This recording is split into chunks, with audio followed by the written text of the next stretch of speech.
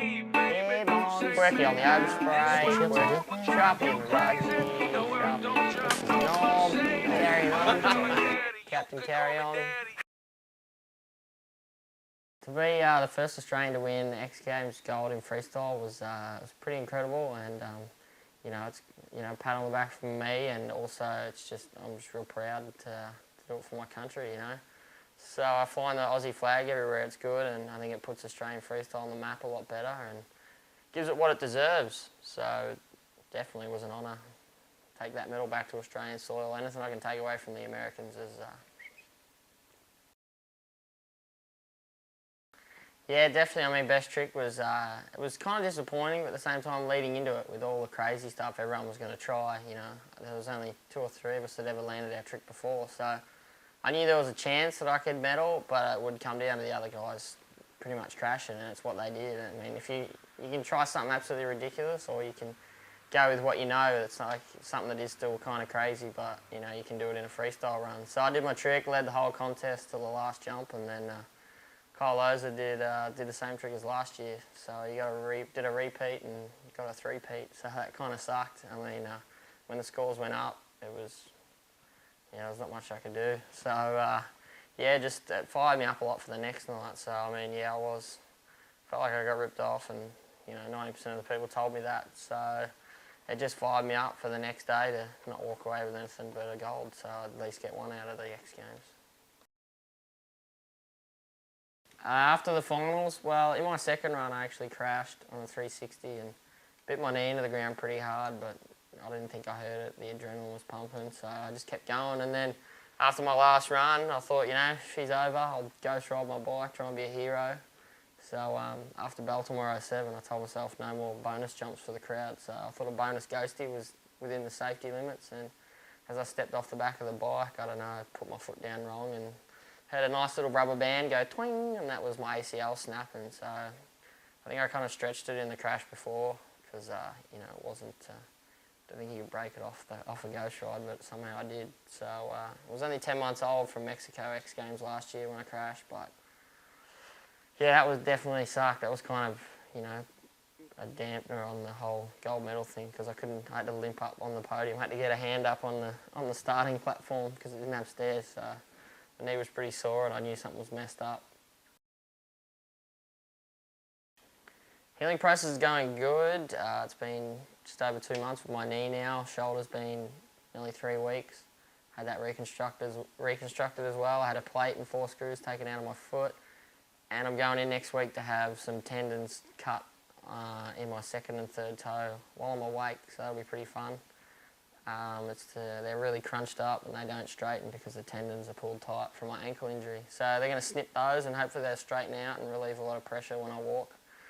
And so all that going ahead, I should be back on the bike, early January. I was going to get on between Christmas and New Year's and start doing some shows out here, but it's not going to happen anymore. So I'm going to go to Echuca for New Year's Eve and chill out on the river and with Cam and all the boys, and then get back into it in January when I get home. I've been a FMX rider over here and kind of a mad dog, I don't know. And it's not like people recognise you everywhere you go. So, in Temecula it's a pretty damn small place and it's pretty much a dirt bike central. So if you move to Temecula and you don't ride a dirt bike, then you're pretty stupid because this place is boring. I'm so bored right now when I'm not riding. There's nothing to do, but you go to the local restaurants and that, and usually some people will spot you, and I'll be with Feist or Potter or someone, and then someone will like, oh, someone seen you in the Metal Mushy dudes at the Yard House last night. So it's pretty funny, but I don't know, there's not too much carry on. I think I'm more recognised in Australia and smaller place, and been to pretty much every town there. So I think Australia's a bit more of a it's not like I can't go to a shopping centre and walk down the middle of it. Maybe one person might recognise me, but that's about it. So it's no different. I just like you can drive really fast over here. That's about it. The tricks are pretty much getting out of control. You saw best trick this year. There's a fine line between what you can do in the foam pit a few times and what you can come to X Games and land and what you can do consistently in a freestyle run. So, Yeah, it's all about the gamble. I mean, risk over reward. You know, the double backflip now. Cam Sinclair's done it in a run. It's not something that everyone wants to do because the finest inconsistency in the setup can lead to a crash like Cam's, which is almost fatal. So it's like, do you really want to travel to week in, week out to every contest and do a gnarly trick like that? I think every year you'll see the trick step up at X Games.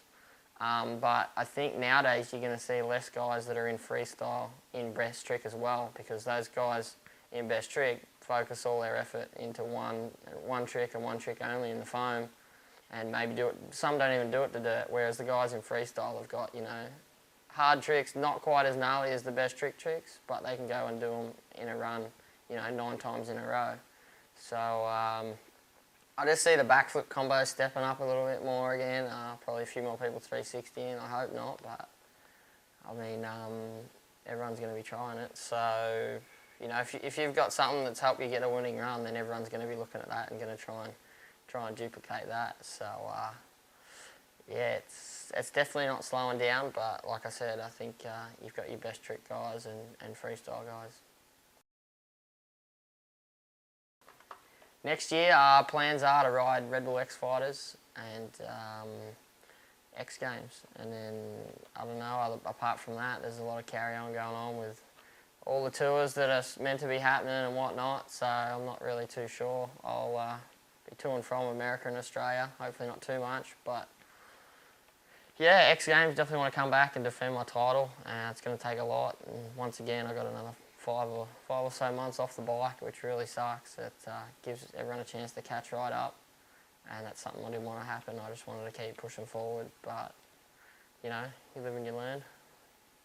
You get hit, you go, you fall down, you get back up again. I don't know, is there any other sayings that go with that? You get punched in the face, you cop it sweet, you punch them back. I don't know. So yeah, just gonna do what I did the last couple of years.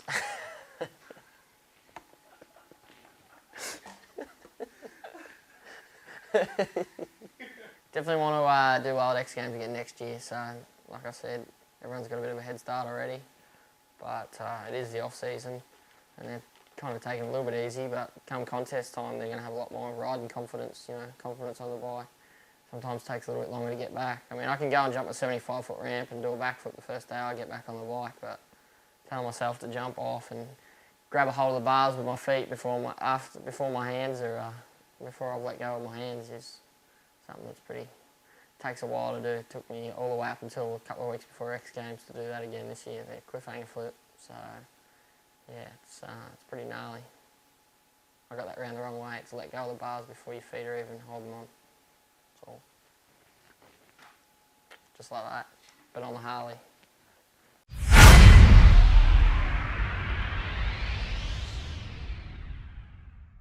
So go check out motoonline.com.au, and if you're bored, check out bilko22.com. Shops until